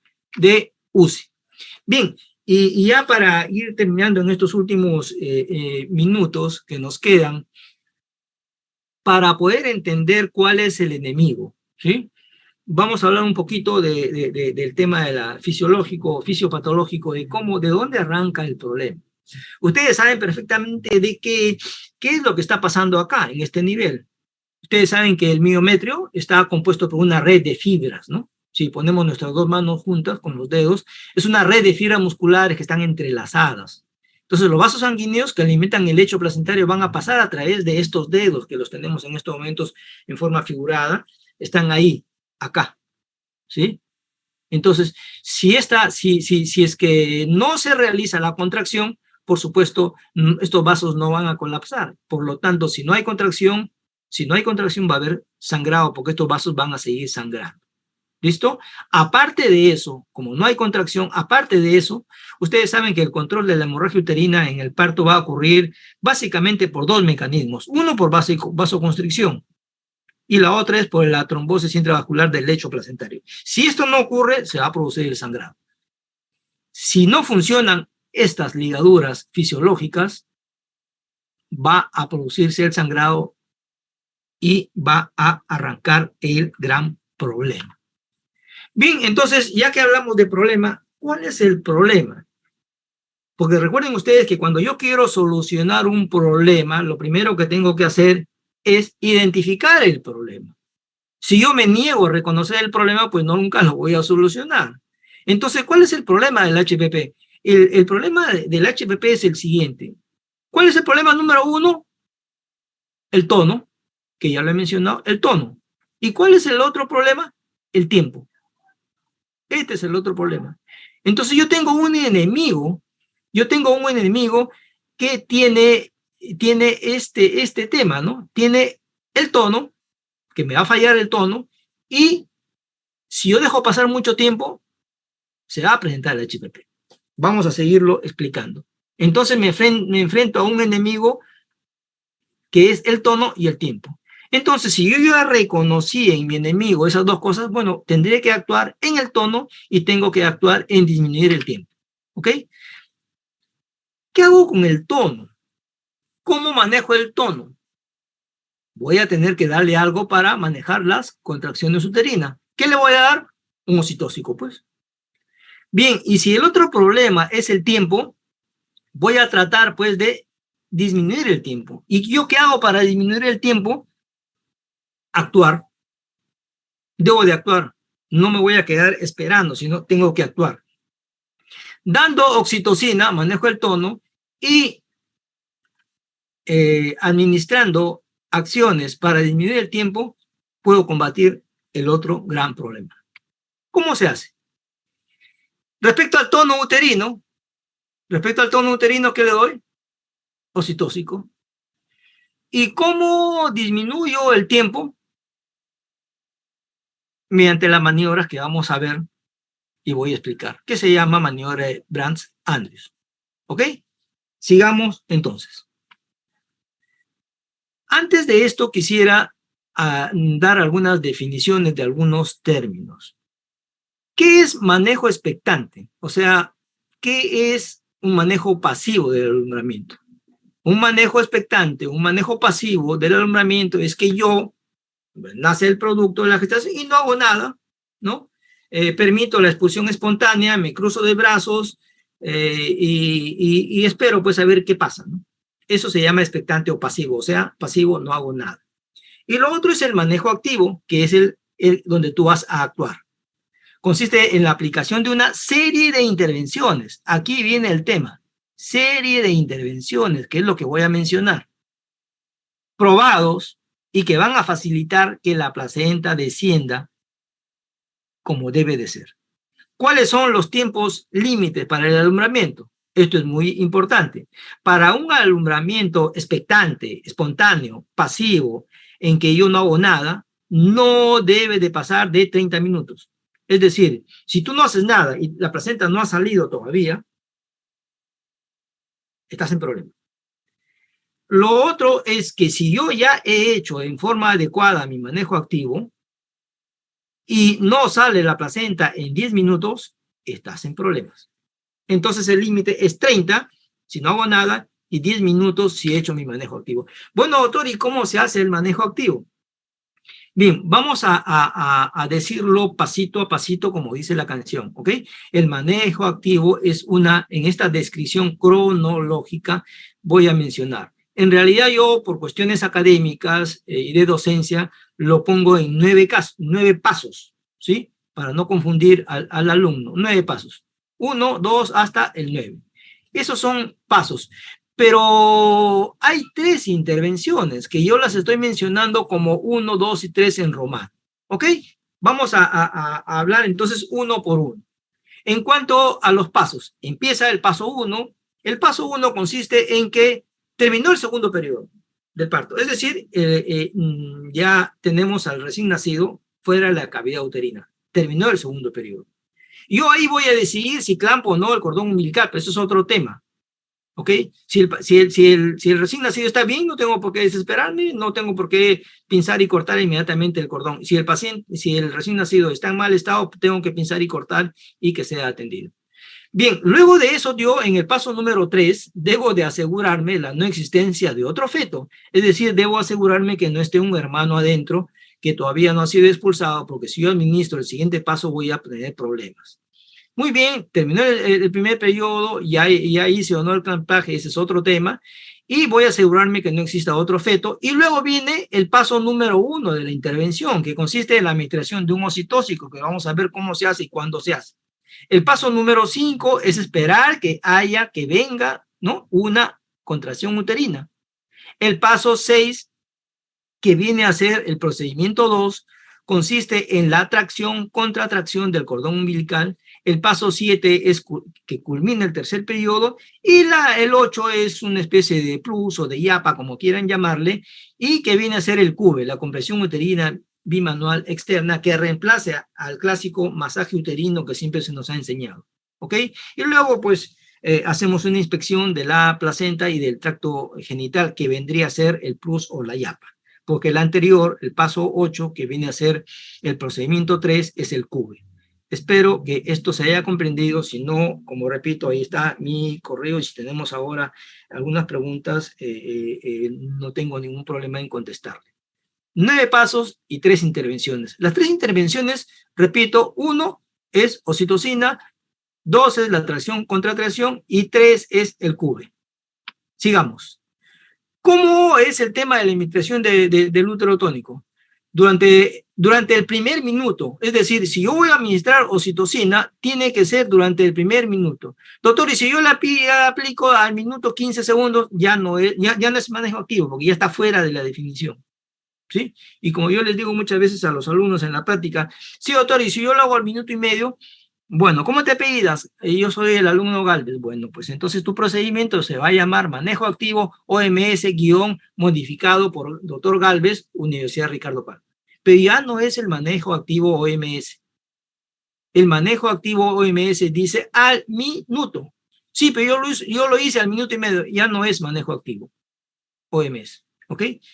El oxitóxico de primera línea, oxitocina. En el primer minuto después de haber sido expulsado el recién nacido, ¿ok? En el primer minuto. Eso es en cuanto a la administración de la oxitocina. Bien, la otra intervención se refiere a la atracción y contratracción del cordón umbilical, llamado maniobra de Brandt-Andrews. ¿En qué consiste? Va a ser realizada esta atracción controlada, ¿sí? Controlada acá, ¿sí? Hacia allá, aquí, esta es la pinza, ¿ok? Se va a hacer la tracción, y a la vez se hace una contratracción a este nivel. Esa es la maniobra. Y como muy bien se menciona aquí, voy a acelerar un poquito por cuestiones de tiempo, se va a tratar de vencer paulatinamente la inercia que representa la placenta que aún no se ha desprendido, ¿ok? Esa sería la maniobra.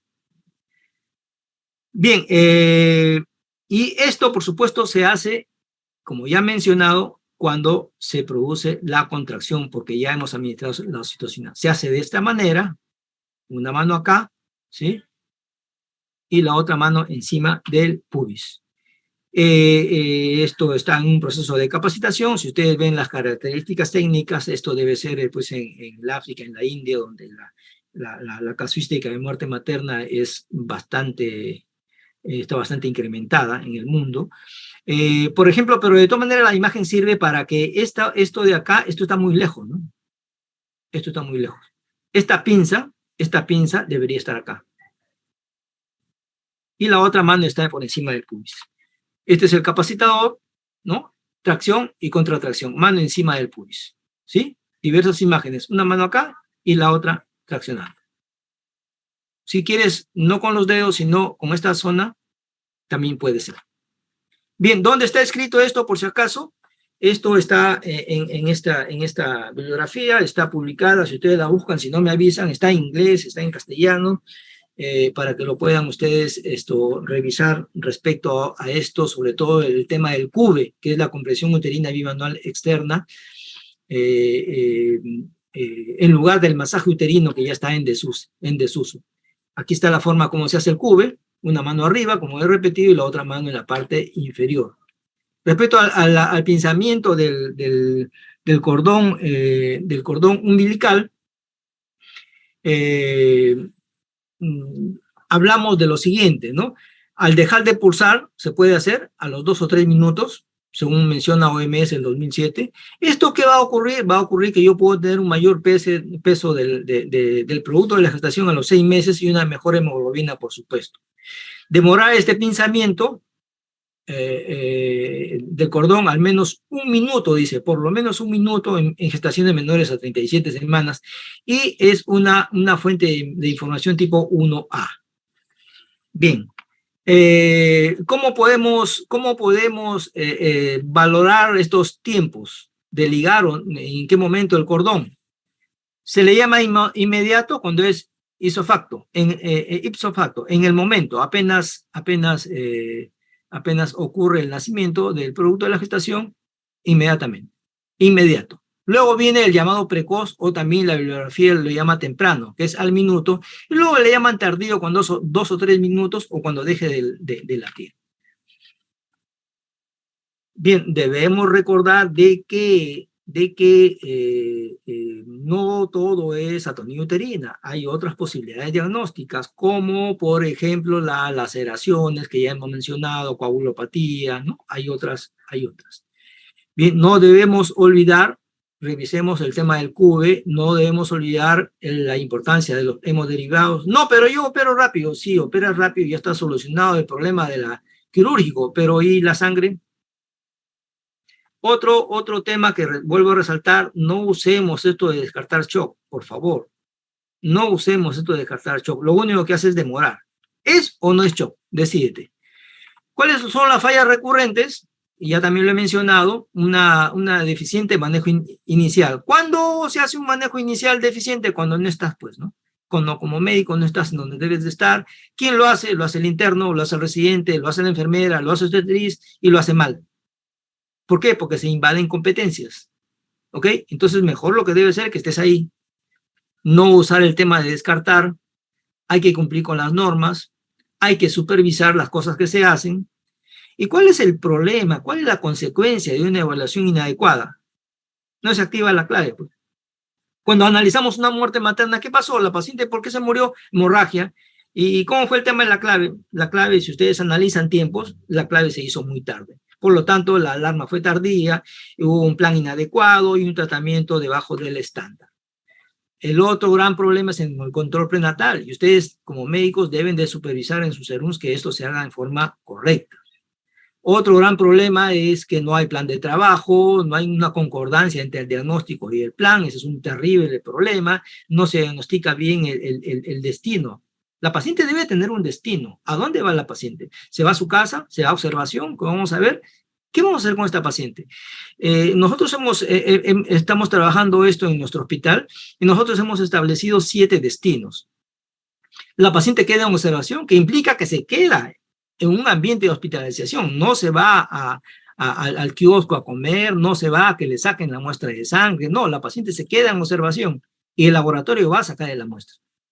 O pasas entre obstétrico, o pasas a las operaciones, o la hospitalizas, o la refieres a otro servicio, o la refieres a otro centro hospitalario, o le das de alta. Pero con una paciente bien evaluada. El otro gran problema es las invasiones que hay, pues, de gente que hace ecografías extrainstitucionales que no están capacitados. Entonces la paciente, pues, pierde la oportunidad de que se le haga una ecografía en forma adecuada. El gran problema del primer nivel es un problema de gestión, y ustedes ya saben cómo estamos en el país en capacidad resolutiva, ustedes ya deben haberse dado cuenta, este tema de la pandemia ha desnudado el tremendo problema que tenemos en salud. Hay una deficiente capacidad resolutiva, las redes no funcionan, las normas no se cumplen, generalmente nos obligan al MINSA y a salud nos obligan, pero al privado no le obligan, ¿ok? Ese es un tremendo gran problema. Esto es lo que no debe de suceder en primer nivel, jóvenes, cuando ustedes estén haciendo sus serums.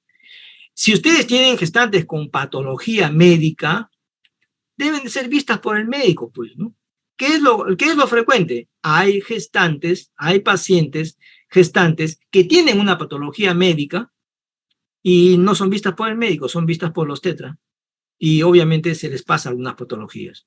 Otra cosa que no debe suceder es que aquellas gestantes que pues no tienen PAP, está mal, no tienen visita domiciliaria o no tienen una evaluación por servicio social. El otro gran problema es este, jóvenes. Este es una mujer no gestante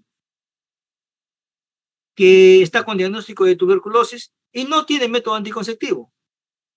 Les hago recordar que la gestación y la tuberculosis nunca se han llevado bien. Así que si tú tienes una mujer no gestante, con TBC debe tener un método anticonceptivo, no debe salir embarazada.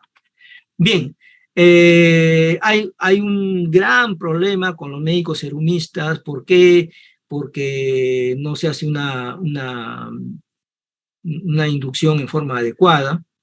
Hay que considerar también que podríamos haber salido no bien formados, ¿sí? Nos pueden faltar, sobre todo, experiencia. Cuando empezamos no tenemos experiencia, pero por lo menos deberías tener bien claro lo que son las claves y las normas y las guías. Hay que fortalecer los vínculos entre el nivel 1 y los hospitales, ese es el otro gran problema que tenemos. El otro gran problema que tenemos, y esto de que lo venimos usando hace 90 años, ¿no? ¿Qué es lo que se hace?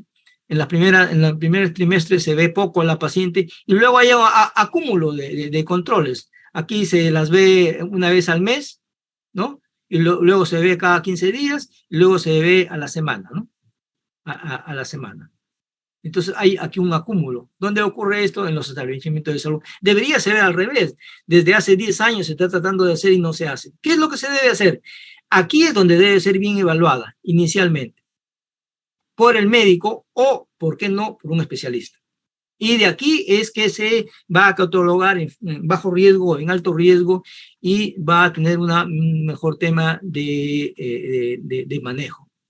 El tema de la referencia es un gran problema que ustedes lo van a ver en el SERUMS, cómo es el tema de la referencia. Brevemente, ya para ir terminando en estos 15 minutos que me quedan, vamos a hablar un poquito del tema de la referencia, ¿sí? Ya para ir terminando, jóvenes. Bien, aquí estamos en la imagen, vemos un centro de salud, vemos un hospital y vemos una ambulancia, y aquí tiene que ver con un tema de estrategias, de criterios, de actividades, de flujos y de apoyo al diagnóstico, que muchas veces en nuestra formación no le damos importancia, ¿no? Nosotros cuando nos estamos formando creemos que todo es el hospital, el hospital, el hospital, operar, recetar, y no es así, jóvenes. Hay estrategias, porque esto es una guerra, ¿no? En este caso es una guerra contra la hemorragia. Hay que tener criterios, hay que realizar actividades. Recuerden que ustedes van a ir a un hospital a hacer su internado o van a ir al SERUMS y van a llegar a establecimientos desorganizados, porque esa es la realidad de nuestro país. Es decir, si ustedes creen que van a llegar al internado o al SERUMS, a una zona organizada, pues es otro país. Estamos en un país donde las cosas no están organizadas. ¿Y quién la tiene que hacer? Nosotros mismos, como vamos a ver. Hay que hacer todo esto para el tema de la referencia. Este es otro ejemplo en el cual es el caso de mi área, de nuestra zona geográfica. Nosotros en el hospital tenemos 3 maternos. Igual, ¿no? Estrategias, actividades, criterios, flujos, apoyo al diagnóstico. ¿Para qué? Porque es todo un tema, digamos, si quieren ustedes, de gestión o administrativo, que tiene que ver un tema de planeamiento, ejecución, control, soporte técnico. Bueno, ¿y quién lo tiene que hacer? Los médicos, pues. Nosotros tenemos que hacerlo. No podemos salir de esto. Quitémonos la idea que los médicos es solamente para recetar y operar. No, jóvenes. Si creen ustedes que eso es así, estamos completamente equivocados. Bien, voy a tratar de compartir con ustedes algunas cositas que nos han servido, o por lo menos hasta antes de la pandemia, en cuanto al tema de la referencia, ¿sí? Hay algunas cuestiones previas que ya se los dije hace un momento, ¿no? Hay, hermanos, mucho por hacer, ¿sí? No hay recetas mágicas, el problema tiene varias aristas, hay que ajustarnos a la realidad propia, local. Estamos en el Perú y vamos a ir a un pueblito, a un pueblo, a una ciudad donde también es parte del Perú, y por lo tanto hablar de Perú es hablar de informalidad y de desorganización. Hay que ver quiénes son nuestros aliados. Hay un gran problema entre la entrevista del médico serumista mediante un Zoom con el serumista con el especialista. Es un gran problema, cuando deberíamos de ser aliados, ¿no? El especialista con el serumista somos aliados, pero existe, jóvenes, un maltrato. Así que lo mejor que yo les puedo recomendar para ustedes cuando quieran hacer una referencia es pensar en los factores de riesgo para que su paciente no sea rechazada. O sea, no va a ser aceptada simplemente porque ustedes creen que ya debe ser aceptada. ¿Ok? Por supuesto que hay límites, ¿no? Y esos límites aquí, lo que yo les presento es más o menos lo que nosotros hemos trabajado, pero hay que valorar estos límites, a qué semana van a ser referidas de acuerdo a la distancia, de acuerdo a la cartera de servicios de cada establecimiento. Debo hacerles recordar que si en nuestro cerebro no entendemos que el tema de la referencia es un tema de derecho. O sea, yo como persona, yo como paciente, tengo el derecho de que si yo asisto a un establecimiento de salud y que no me pueden resolver mi problema, yo debería de ser referido a un hospital de mayor capacidad resolutiva. Ese es mi derecho. Entonces nosotros no deberíamos de quitarle el derecho a una gestante que requiere de un hospital de mayor envergadura. El médico debe estar preparado para que esa paciente no pierda su derecho y llegue al hospital para que conserve ese derecho de ser atendida en un establecimiento de mayor capacidad resolutiva. Si ustedes no evalúan bien a su paciente en el control prenatal, por lo tanto no la refieren adecuadamente, la refieren en forma inadecuada, tardía, inoportuna, ustedes le están quitando el derecho a esa paciente a que llegue a un establecimiento de mayor capacidad resolutiva. ¿Por qué? Porque el derecho es que yo como paciente debo tener el derecho a mi continuidad en mi atención. Si yo recibo una atención con continuidad, eso implica de que voy a ser atendido con calidad, ¿sí? Esa sería la idea. Bueno, hay que revisar en primer lugar el tema de la normatividad que se refiere a la referencia. En la hoja de referencia debe ir bien claro su nombre, el jefe de la guardia, debo de firmar, debe ser con una letra que se entienda, ¿sí? Y aquí nos hemos permitido poner algunas cositas, como por ejemplo, hay que referir desde el primer contacto, o sea, apenas yo vea a la paciente, yo debo referir en forma ambulatoria, si es que está compensada, ¿a quién? Si yo estoy haciendo mis serums y yo veo una paciente con una patología médica de fondo, por ejemplo, una endocrinopatía, vamos a suponer que se trate de una paciente diabética o una paciente con hipertiroidismo, esa paciente la tengo que referir, no tengo por qué quedarme con esta paciente, no tengo por qué seguirla controlando, porque yo soy un médico general, esta paciente debe ser referida a un hospital de mayor envergadura, entendiendo que yo soy médico serumista y estoy en un 1-1. Si la paciente es cardiópata, tengo que referirla, no tengo por qué quedarme con esta paciente, debo referirla. Ahora, ustedes dirán, sí, doctor, pues si no me la reciben, me niegan en el Zoom, bueno, pues ustedes agarran la historia clínica y ponen, siendo el día sábado 8 de octubre y siendo las 4:35, se comunica mediante Zoom con el doctor fulano de tal, quien refiere que la paciente debe ser continuada en su control prenatal en el 1-1. Escriban eso y háganle saber a la paciente, al especialista que lo están anotando. Eso no es amenazar, simplemente, doctor, está bien, usted me dice que no la debo referir, bien, doctor, estoy anotando en la historia clínica. Dentro de unos días voy a intentar nuevamente, y así, ¿no? Porque él sabe perfectamente que esa paciente debe ser recibida en un hospital. Bien, el tema de las adolescentes, cuando debe ser referida, es cuestión de ponerse de acuerdo. A las 22 semanas, el embarazo múltiple. Doctor, ¿por qué a las 22? Está bien, póngase de acuerdo. Puede ser 26, 28. Eso va a depender de lo que tengan que conversar. A las 33 semanas, en forma ambulatoria, la cesárea anterior, la estrechez pélvica y así, ¿no? Ir tratando de ver el tema de cuándo, en qué momento. En forma ambulatoria o por emergencia. En forma ambulatoria puede ser un oligoamnios, un RCIU. ¿Cuánto ambulatoria, señora? Usted, le estoy haciendo una referencia, usted se va mañana al hospital. Eso es en forma ambulatoria. Bueno, es una emergencia, ¿sí? Y en forma ambulatoria también yo la puedo enviar a un hospital para que ambulatoria implica de que se va para un diagnóstico, un procedimiento, se va al hospital, ¿ok? Pero regresa nuevamente conmigo. Y eso le alivia al hospital. Tampoco no podemos estar pensando en referirlo todo, ¿no? Por ejemplo, yo puedo referir a una paciente para que haga una ecodoppler entre las 11 y las 13 semanas para descartar cromosomopatía. Y la paciente regresa conmigo si fuera necesario, y si no, la paciente se queda en el hospital. Y así, Y así, por ejemplo, hay un problema ahí con los números que lo voy a corregir cuando les envíe el archivo. Hay que referir también en forma ambulatoria, como ya les he mencionado, a estos casos.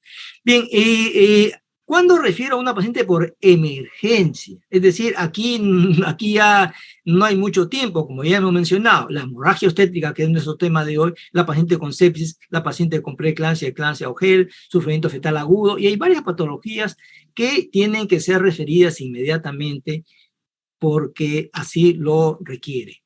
Hay que identificar bien la atención del parto, dónde va a ser atendido el parto. Eso es un tema muy importante. La paciente debe saber dónde se va a atender el parto. Respecto a la identificación, hay que ver, pues, ¿no? Yo soy un 1-1 donde no puedo atender partos, o soy un centro materno infantil y sí atiendo partos. Hay que diferenciar dónde estoy. Porque si soy un centro materno infantil, entonces yo debería atender ciertos partos, porque tampoco no voy a referir todo, ¿no? Jóvenes, cuando ustedes refieran, no olviden que la paciente debe ser referida con el tema de su seguro integral de salud, con documentos, ¿sí? Con sus exámenes auxiliares, porque ustedes recuerden que ustedes la han controlado. Si tenemos la ecografía, también debe ser adjuntada. Si tiene un PAP también, un papá Nicolau también. Y aquella paciente que son referidas a las 33 semanas, ya debe tener todo, pues, ¿no? Toda una ruta completa, ¿no? Si es una paciente cesárea anterior, ya debería tener consejería para que le hagan una ligadura de trompas, por ejemplo, ¿no? Si tu establecimiento de salud tiene psicólogo, debe tener una evaluación psicológica por servicio social y todo esto, ¿no? Y si corresponde una consejería para AQB. ¿Esto se puede hacer en la periferia? Por supuesto que sí se puede hacer. Bien, nos quedan de repente unos 5 minutos para ver si hay alguna pregunta. Encantado de, si hubiera tiempo, de contestársela, o si no, lo hacemos por el correo. Bien, jóvenes, les agradezco su tiempo. ¿Hay alguna pregunta, delegada Cárdenas? ¿Detectas alguien de tu compañero que quiere hacer alguna pregunta?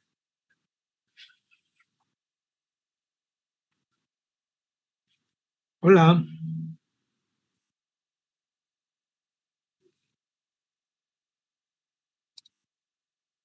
Hola, ¿me escuchan? Sí, doctor. Todo está Ya, claro. Por mi parte tampoco hay ninguna pregunta. ya, Muchas perfecto. gracias. Bien, jóvenes, yo les agradezco mucho y por supuesto les pido disculpas que no pude desarrollar la clase en el día que refiere el sílabo, no pude por temas personales. El tema es bien amplio. Yo lo que les invito es a que revisen el tema. Hay muchas cosas que tienen que ver con la parte práctica. No se pierdan la oportunidad de ingresar a un centro obstétrico, a una sala de partos, para poder apreciar estos temas. Aún así, si hubiera alguno de ustedes que tenga algún interés en algún tema, está mi correo y ustedes me escriben y yo inmediatamente me pongo en comunicación con ustedes para resolver su problema. Gracias al doctor Aguirre que me ayudó con la programación de esta actividad, porque he tenido problemas para hacerlo. Gracias a la delegada Cárdenas, gracias también a mi delegado Félix por por esta coordinación. Bien, gracias jóvenes y espero cualquier consulta a mi correo. Que tengan un buen día. Gracias, Gracias, doctor. doctor. Gracias, doctor Rubén. Gracias, doctor. Gracias.